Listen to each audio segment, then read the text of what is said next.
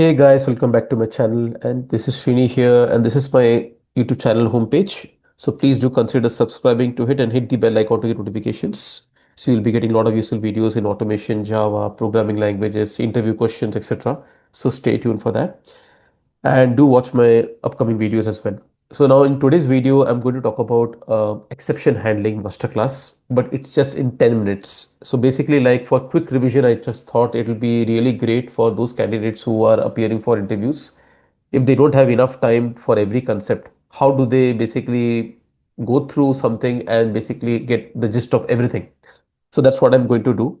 So in this today's video, I'm going to plan of covering entire exception handling, the important things which you need to know when you go for an interview in just 10 minutes, which will save a lot of your time.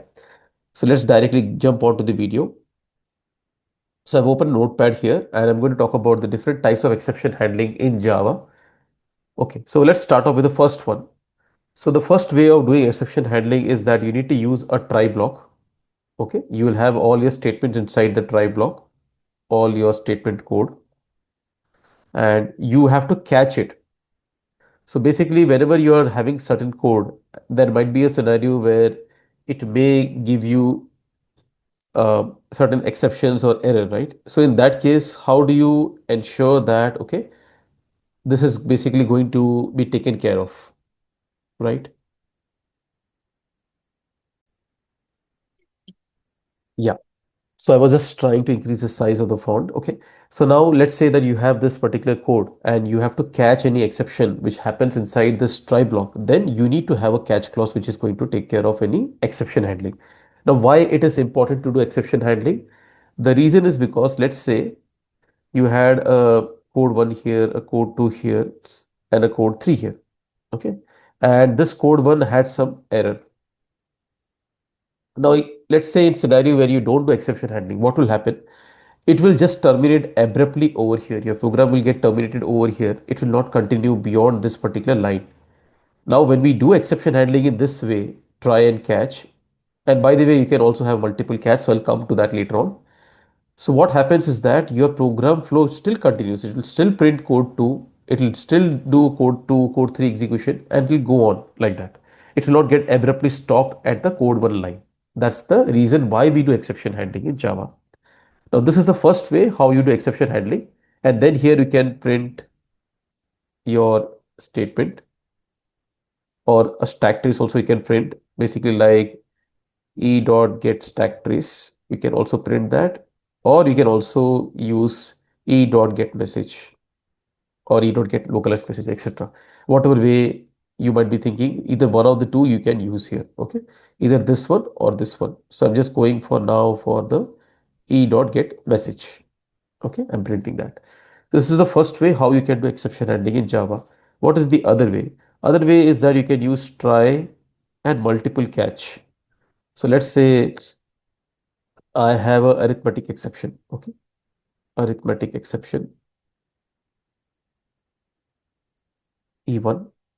I'm having some catch block here, and then I'm having another exception. Let's say in this situation, we are calling it as null pointer exception. I can have any kind of exception, right?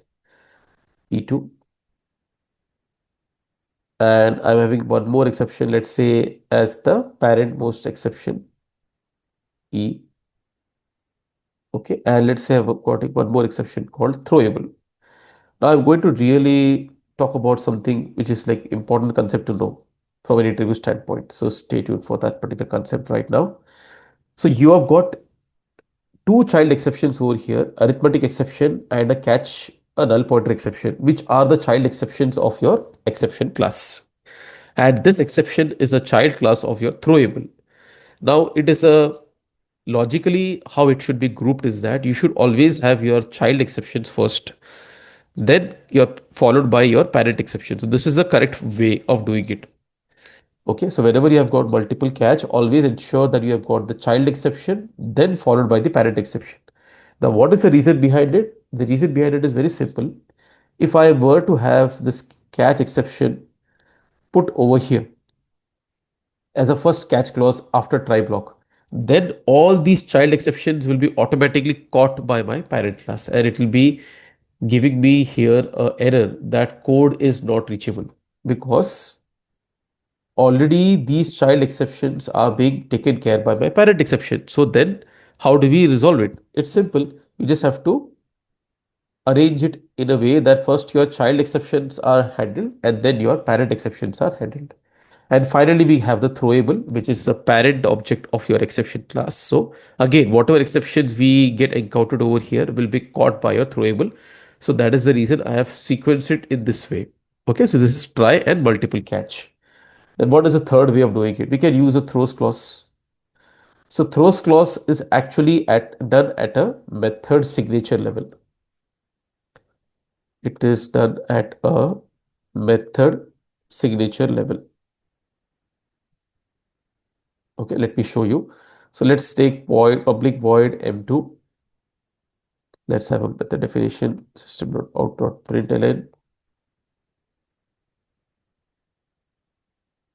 inside m2. Okay, simple. Now, if I know that this particular code, let's say there is something like a equal to 10 by 0. So this is going to give me a arithmetic exception because it's going to be a dividing by 0. It's going to give me divide by 0 arithmetic exception, right? So since I already am aware, okay, this code may give us some kind of exception, I can also handle it by mentioning a throws clause here as throws arithmetic exception. But this is just deferring for a later point of time. This is not the proper intended way of doing it, but this is still one of the way that you can temporarily get rid of it. Your code will not give you any compilation error because you have just deferred it for the time being. But let's say you are being called by public static void main. Inside that you are calling your, right? So let me show that now. So let's say now this was a part of some class, let's say class C1. Okay, this had everything inside class C1. Okay, so now you're going to basically create an object of C1. So C1 obj equal to new C1, and you're going to call that method M2, right? Now your main method is not handling any exception, right? Because it is thrown by your M2 method. But who will catch it, right? It is throwing it, but who will catch it? Because earlier we had a try catch block. Here we don't have any try catch block. It is just deferring for a later point of time. So now there is nothing after main method. Main is the last step in the program, right? First step and the last step in the program after the execution stack trace have come to this particular point, right? So now main has to handle it. Now main has to handle it by putting a try catch block inside the code. And this is how it has to handle the arithmetic exception. So this is how you handle the arithmetic exception even when you are having in a methods being called. Okay, so this is one way which I wanted to mention. So throws clause. Then you have got one more called throw. Throw is at a line level. So let me explain that. So again, I'll take the same example of this method M2. Let's give it some other name. Okay, instead of M2, let's say M3. And here I'm going to say throw new arithmetic exception. Okay. So rather than writing this way, I can directly say throw new arithmetic exceptions. Now there is important thing which you need to keep in mind. You cannot have any lines after throw new because your program will not be able to go beyond this line in this method. So you should not have any lines after this throw new is done because it's going to throw this exception, right? So ultimately, if you throw this arithmetic exception, but if you don't throw at a method level, still you're going to get a compilation error, right? So you still have to mention throws at the method signature level. So far we have seen try catch, we have seen try and multiple catch, we have seen throws, and now we have seen throw. Okay. So these are the main ways you can do exception handling. Now, in order to get a detailed understanding of exception propagation,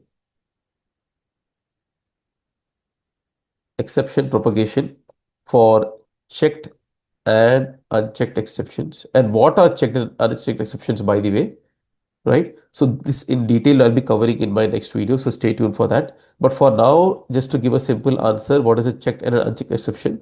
Just for this video, I can give an example maybe. So let's say a checked exception is something that at the compile time it will be caught. And if in case you have not handled at compile time, it will give you directly a compilation error when you run the program.